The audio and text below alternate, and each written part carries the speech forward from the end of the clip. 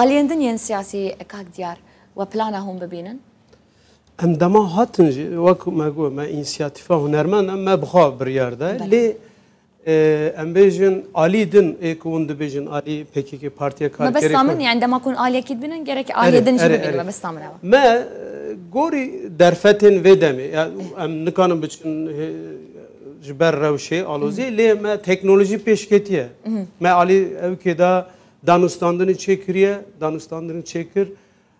ام بیجن قرارگاه فرماندار گریلار راجی ما دانستاندنی کی küçük bir sisteme ki çekir avanajı vak peşmerge çava difkirin avanaj dibin em naxwazim birey xwara şer bikin em de nava şerekî pir dijwar dane devleta NATO doyemîn bi hemû teknîkê xwe li hember gerîla şer dike gazê kimyasal pêktîne lê gerîla eva bû du meha û nîv li zapê li avaşînê li ber xwe dide dibe ku pirsgirêkên piçûk hebin dibe em dikarin bi hev re rûnin dûra bi birey xwe re em çareser bikin evayê a dudiya jî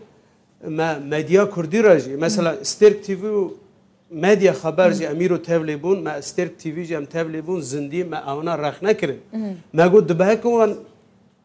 saziyê partîkê bin ama gerekî zimanê xwe ûstibê xwe madem em yekitî dixwazin kesên ku yekitî dixwazin ê ku ji xwana wana bi heq êdinan neheq nabîne heqî dibe medya kîjan Sterk dibe Rûdaw dibe giringe meriv haqiqetê berava jî neke haqiqetê binêre bibîne yani gerîla jî peşmerge jî me silavê wan ji bi hev re bir û hemî jî naxwazin dibe em şerê biratî naxwazin ber ku di nava şerekî pir dijwar dane eger hindikî sebir bikin meriv dikane di aramî da li hev bike kîjan herêmê li ku bisekinî gavadin min got gerîla 25 sala li wir e tiştek nehatiye guhartin hîn jî li wir e ama هندک دشمنه مثلا دولت عراق دبی ببره دبی از سینوری خود پاریزم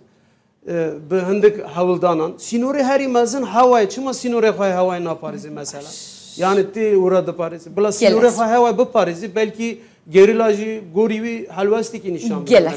گلکس پاس